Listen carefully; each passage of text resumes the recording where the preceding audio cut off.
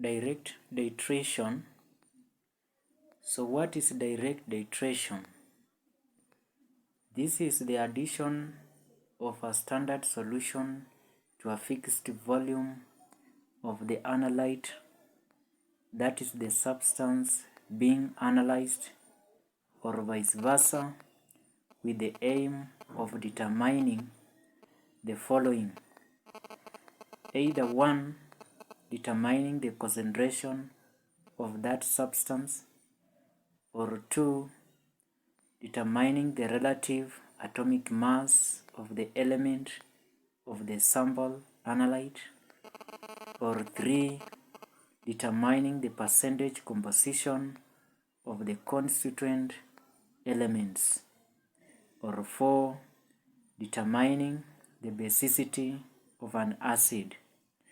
And a good example of direct titration is in neutralization reaction, where the acid reacts with the base to form the salt and water. So in this lesson, the objective of this lesson today is to enable a learner to complete the titration tables, that is filling the titration tables, then to carry out simple calculations after carrying out the titration experiment. And my student, let us now look at this sample question. Let us go. So in this direct titration question sample, you are provided with the following. 1.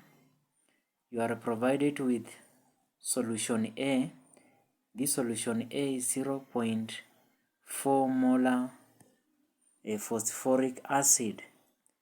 Then the other reagent is solution B. This B is 10 gram of sodium hydroxide, which is dissolved in 250 centimeter cube of distilled water. And therefore the two reagents, one is the acid, phosphoric acid, solution A, and the other one, solution B, which is the base, sodium hydroxide. So these are good examples of neutralization reaction as far as direct titration is concerned.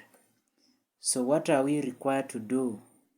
You are required to determine the basicity of the acid solution A, which is phosphoric acid. So my students, what's the basicity of an acid? That is the number of replaceable hydrogen ions contained in an acid. And therefore, let us look at the procedure. So with our procedure, number 1, my student, you pipette 25 centimeter cube of solution B in a conical flask, and solution B is simply sodium hydroxide solution. Then you have to fill the burette with solution. You have to fill the burette with solution A, which is phosphoric acid. Then you are going to use an indicator, that is phenolphthalein indicator, that will be added into solution B, that is sodium hydroxide, at least 2 drops. Then you titrate solution B against solution A. Then after that you fill the table below. And my student, before you complete the table, you remember to write the volume of the pipette used, which is normally above the titration table. And in this case, as we have seen, we have pipetted 25 centimeter cube of the base, that is solution B, into a clean conical flask. Then my student, as usual, I've been advising you to fill the table accurately. and by so doing you will earn all the marks. For example, in this case we have the number of the iteration are 3, 1, 2, 3, and when you are filling the initial burette reading for the first, second and third iteration, I've been advising that you fill the burette so that you start from the 0 mark in each number of the iteration, because this is convenient. And also when you get the final burette reading, remember to carve out these 3 iteration or this number of iteration carefully, so that you have the marks for accuracy or the accuracy mark. Therefore, I have decided in this experiment to have that consistent value that is in the first, second and third iteration. The final burette rating is 20.0, 20.0, 20.0, and therefore when I now calculate the volume of solution A used in these 3, you take the final burette reading minus the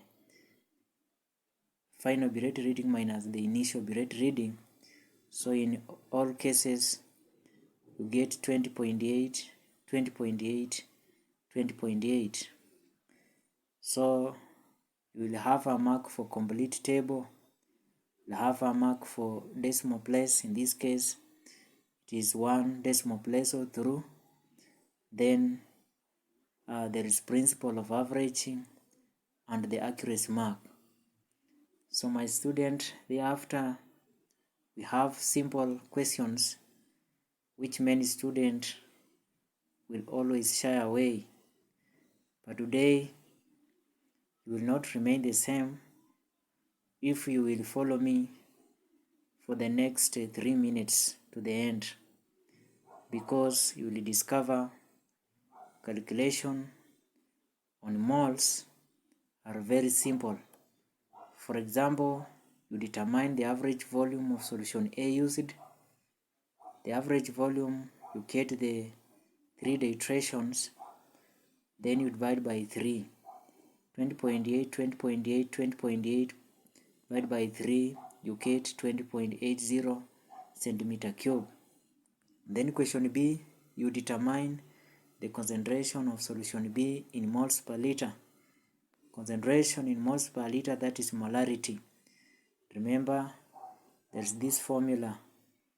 Molarity is equal to concentration in grams per liter, that is the mass in 1 liter of solution, all over RFM, that is a relative formula mass. And the relative formula mass of sodium hydroxide, which is solution B, you take you add the individual relative atomic masses of the element in sodium hydroxide, where sodium is 23, oxygen is 16, then hydrogen is 1. So when you add, you get 40 grams. Then concentration in grams per liter, we just look at what we have been given here. This sodium hydroxide solution B was prepared by dissolving 10 grams of sodium hydroxide in 25 centimeter cube of distilled water. Therefore, in this case, we see that 250 centimeter cube dissolved 10 grams. What about 1 liter? 1000 centimeter cube. Cross multiplication, 10 over 250 times 1000, which is 40 grams per liter. Then if we go by our formula, molarity is equal to concentration in grams per liter over RFM. So molarity, this is the concentration in grams per liter, which is 40. Then RFM is 40. If we divide, we get 1 mole, or the molarity is 1 molar. So in this case, we also move on to another question C. calculate the number of moles of sodium hydroxide in 25 centimeter cube of solution. But remember, we have a formula that says number of moles is given by molarity times volume of 1000. What's the molarity of sodium hydroxide? I've calculated in part B, which is 1 molar. Then the volume is 25 divided by 1000.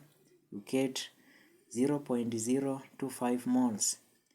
Then we move on to another question, which is part D.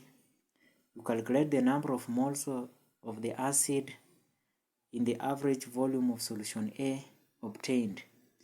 Solution A is phosphoric acid. You can go back there and see.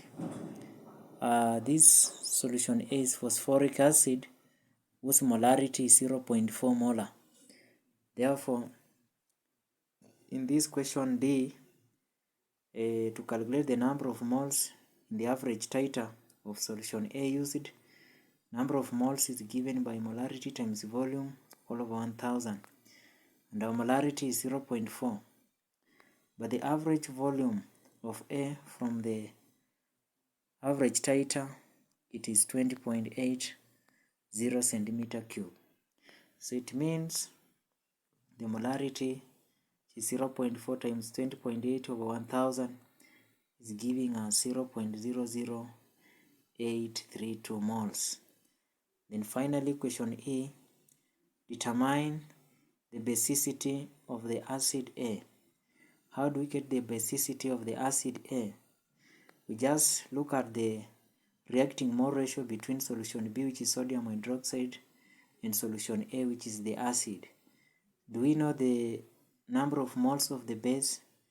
Of course, yes. In part C of the question, we have calculated the number of moles of the base is 0.025 moles. Then in part D, we have calculated the number of moles of the acid, which is 0.0832 moles. So my students, if we look at the way in which the moles are reacting, we can therefore determine the basicity of the acid as follows. So we take the smallest mole, we divide it all through. So we take this one, we divide by itself, then we divide it on the other side.